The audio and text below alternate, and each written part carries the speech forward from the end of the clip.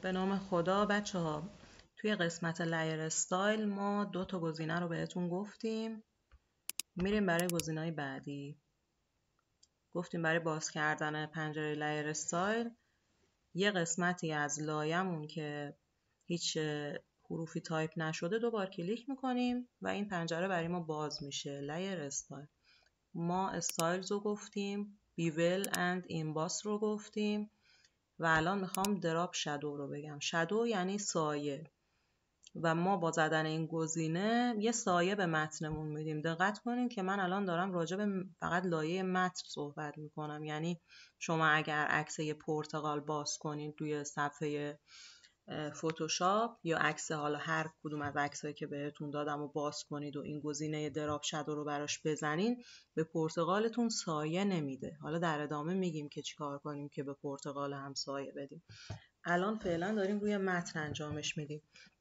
تیکشو میزنید، بعد تیکشو که زدید وارد تنظیماتش نمیشه. دقت کنین حتما روش کلیک کنین که اینجوری خاکستری کمرنگ که شد اون موقع تنظیماتش برامون میاره.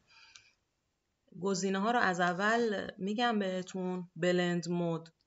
بلند مود چیزی که شما باید بدونین اینه که روی یکی از این 3 حالت باید باشه، یا نورمال یا دارکن یا مولتیپلای. همین، تمام. غیر از این باشه سایه بهتون نمیده. دارکن، مولتیپلای و نورمال، یکی از این 3 حالت باشه. قسمت بغلش یه دونه پنجره رنگی که کالر پیکر باز میشه. اگه روش کلیک کنین رنگ سایه‌تون به مثلا میتونین تغییر بدین، آبی مثلا بذارید که معمولا خب حالا سایه سیاهه دیگه، همون رنگی که خودش هست پیش ورزش ما دست نمیزنیم. خب این قسمت اوپاسیتی مربوط میشه به همون حالت محو شدگی، ولی این دفعه نه برای متنتون، برای سایه‌تون. محوش میکنه، تیرش میکنه. اگه تا آخر بیارین دیگه سیاه سیاه میشه. آنجل همونجوری که تو قسمت بیول گفتیم زاویه تابش نوره که میتونین مثلا کم و زیادش کنین، میتونین تغییرش بدین، جای سایه‌تون عوض میشه. خب ببینین عددش هم تغییر میکنه. دیستنس یعنی فاصله. خود این کلمه چیکار میکنه؟ فاصله سایه از متن رو براتون تعیین میکنه. اینا رو هر کدوم خودتونم انجام بدین، نیاز به حفظ کردنش هم نیست. تغییراتش رو میبینید.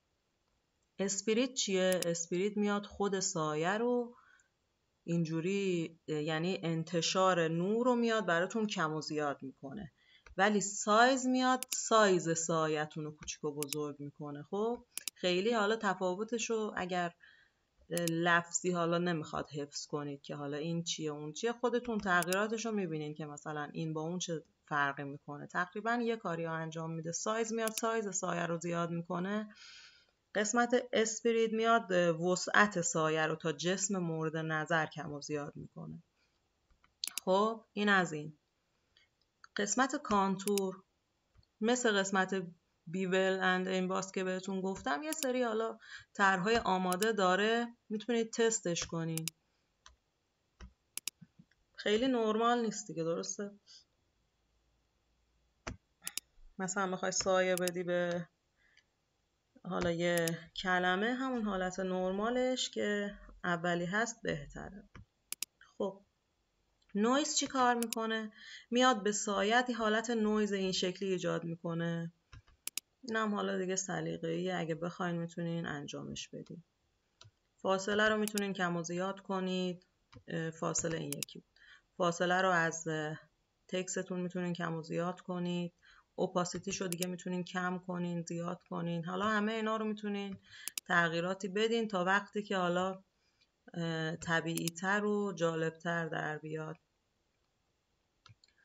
این هم که گفتیم، آنجل هم گفتیم زاویه هست. یه چیزی که باید حواستون باشه، این پریویو اینجا تیکش برداشته شده باشه. شما هرچی هم که تغییرات اینجا اعمال کنید نمیبینید.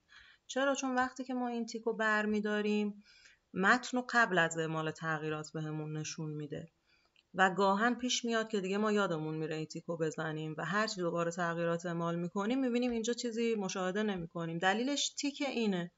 اینو حتما دقت کنین که خورده باشه برای مقایسه کردن بچه‌ها. مثلا من میخوام ببینم قبلش چجوری بود الان چجوریه. اینو میزنیم و برمیداریم. حواستون باشه اگر برداشتین دوباره این تیکو بزنید. خب فعلا تا اینجا داشته باشید.